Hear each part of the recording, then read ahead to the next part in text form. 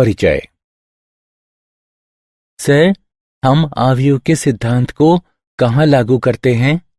बेटा, हम आव्यूह का उपयोग रेखीय समीकरण की प्रणाली की संहत तथा सरल विधि को प्राप्त करने के लिए करते हैं। विभिन्न कंप्यूटर अनुप्रयोगों के लिए क्या हम आव्यूह का उपयोग कर सकते हैं? आव्यूह के संकेतन और संक्रियाओं का उपयोग पर्सनल कंप्यूटर के लिए इलेक्ट्रॉनिक स्प्रेडशीट प्रोग्राम में किया जाता है, जिसका बारी बारी से व्यापार तथा विज्ञान के विभिन्न क्षेत्रों में प्रयोग किया जाता है, जैसे बजट, बिक्री प्रक्षेपण, लागत अनुमान, प्रयोग के परिणामों के विश्लेषण आदि में। सर, क्या आव्यूहों का गुणा किया जा सकता है? हाँ, हम आव्यूह का गुणा कर सकते हैं। इसकी विधि अलग है। क्या तुम सीखना चाहते हो? हाँ सर। ठीक है, आज मैं तुम्हें आव्यूहों के गुणन के बारे में सिखाऊंगा। उद्देश्य: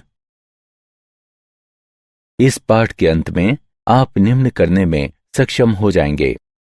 एक अदिश से एक आव्यूह में गुणा करना, एक आव्यूह के योगफल के गुणधर्म को समझना, एक अदिश गुणन के गुणधर्म को जानना, आव्यूहों के गुणन की विधि को जानना, एक आव्यूह के गुणन के गुणधर्मों को समझना।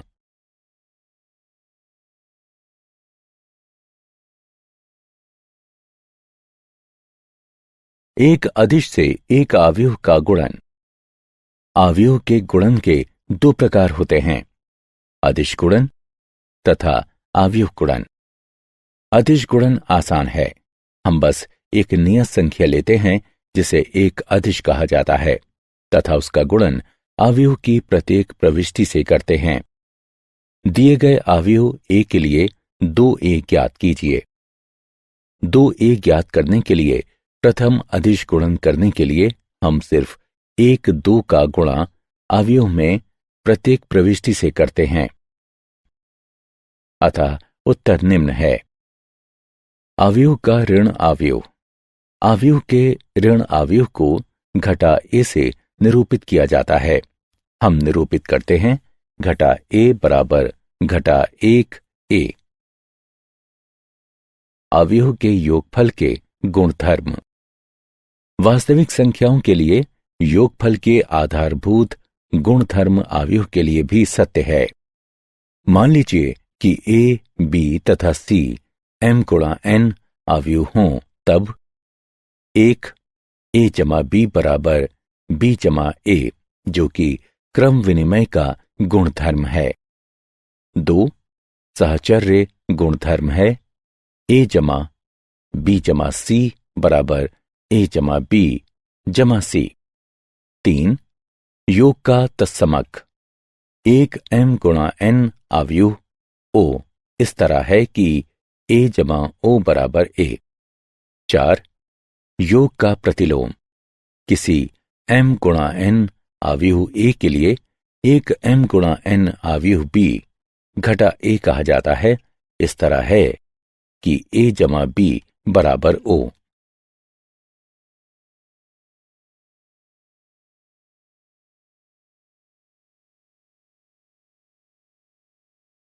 अदिश गुणन का गुणधर्म। साधारण बीजगणित के सभी नियम आव्यूहों के योगफल या व्यवकलन अथवा उनके अदिशों के गुणन पर आधारित हैं। प्रथम गुणधर्म है, यदि a तथा b समान कोटि की 2 आव्यूह हों तथा यदि k एक अदिश हो, तब k a जमा b बराबर k a जमा k b। एक अन्य गुणधर्म है, यदि k 1 तथा k 2 तो अदिश हैं एवं यदि a एक आव्यूह है, तब k 1 जमा k 2 a बराबर k 1 a जमा k 2 a तथा k 1 k 2 a बराबर k 2 k 1 a।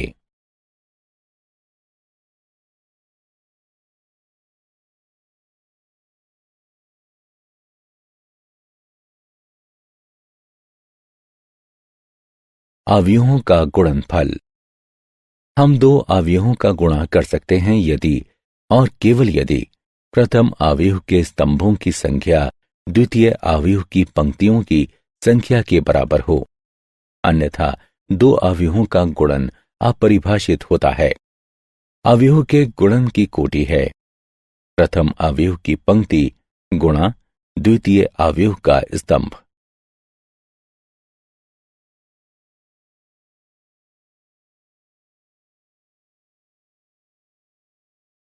आव्यूह के गुणन की विधि। चलिए अब दो आव्यूहों के गुणन की विधि सीखते हैं। आइए एक सामान्य 2 गुणा 3 आव्यूह से एक 3 गुणा 2 आव्यूह का गुणन करते हैं।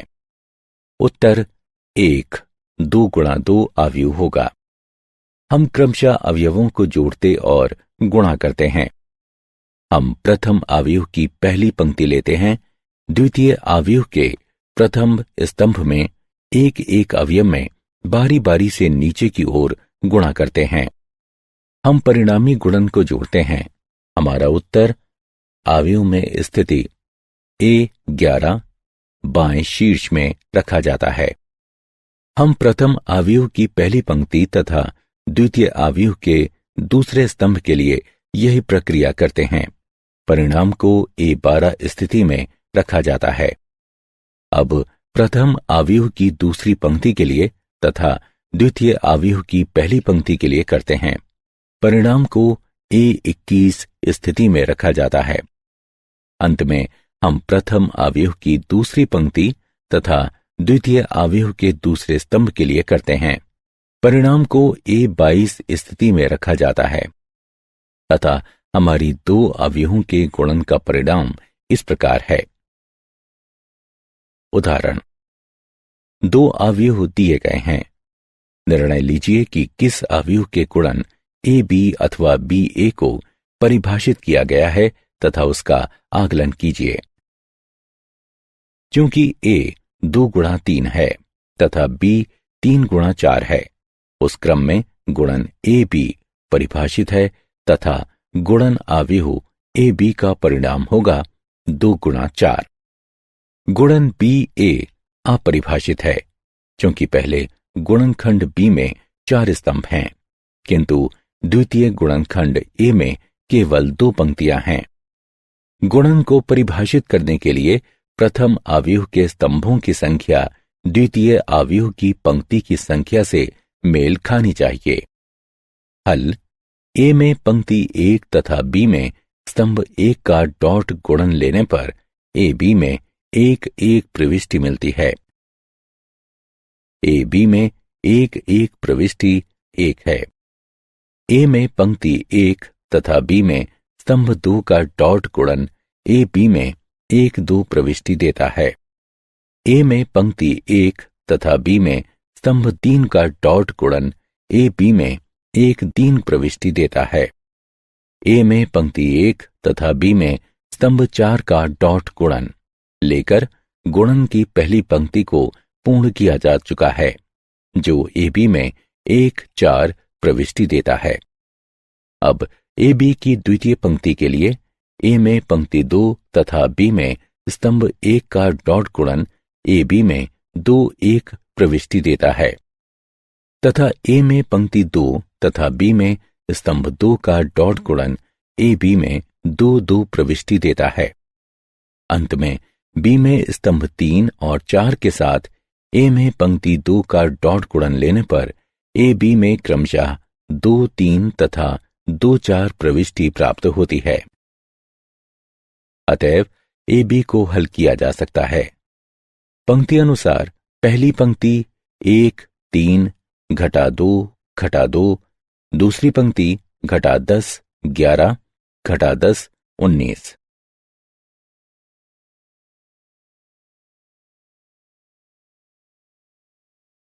आव्यूह के गुणन के दौरान विचार किए जाने वाले कुछ बिंदु। यदि AB परिभाषित है तब BA परिभाषित होना चाहिए। आव्यूहों के गुणन की अक्रम विनिमयता, यहां तक कि अगर AB तथा BA दोनों परिभाषित हों तो ये आवश्यक नहीं है कि AB बराबर BA होगा।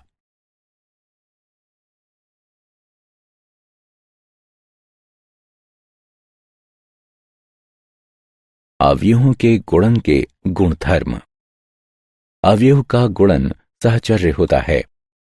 उदाहरणार्थ 3 अवयव ए, बी तथा सी दिए गए हैं, अतः निम्नलिखित पहचान सर्वथा सत्य है। ए बी गुणा सी बराबर ए गुणा बी सी। योग में अवयव का गुणन वितरण होता है। ए गुणा बी जमा सी बराबर ए गुणा बी जमा ए गुणा सी।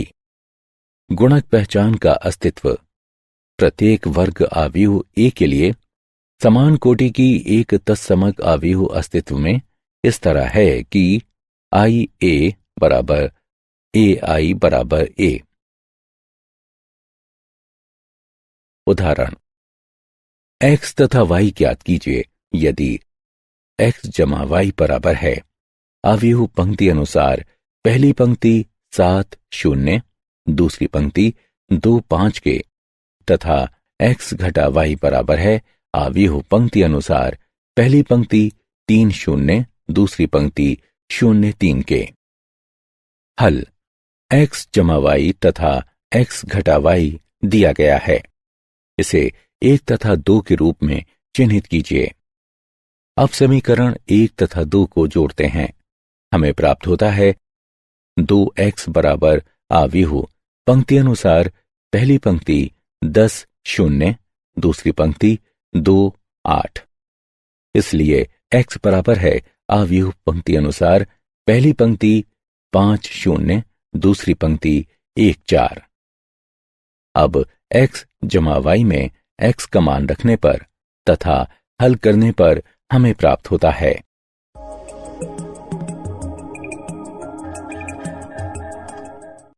अवयव y बराबर है पंक्ति अनुसार पहली पंक्ति 2 0, दूसरी पंक्ति 1 1 के।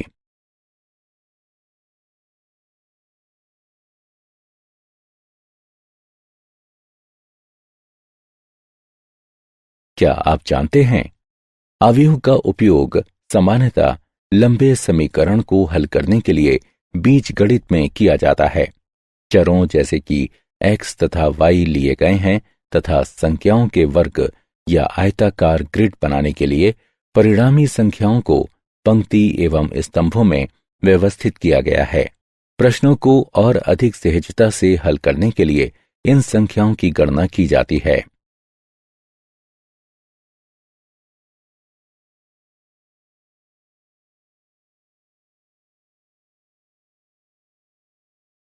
सारांश।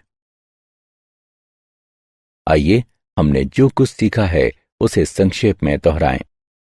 घटा a बराबर घटा 1 गुणा a घटा b बराबर a जमा घटा 1 गुणा b, a जमा b बराबर b जमा a जमा b जमा c बराबर a जमा b जमा c, जहां a b तथा c समान कोटि की हैं। k गुणा a जमा b बराबर k गुणा a जमा k गुणा b, जहां a तथा b समान कोटि की हैं, k अचर है। k जमा l गुणा a बराबर k गुणा a जमा l गुणा a, जहां k तथा l अचर हैं।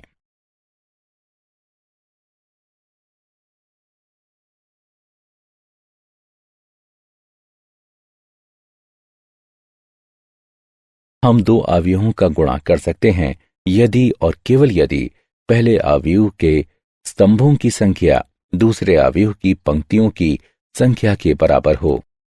a गुणा बी सी बराबर ए बी गुणा सी। a गुणा b जमा c बराबर a गुणा b जमा a गुणा c। a जमा b गुणा c बराबर a गुणा c जमा b गुणा c।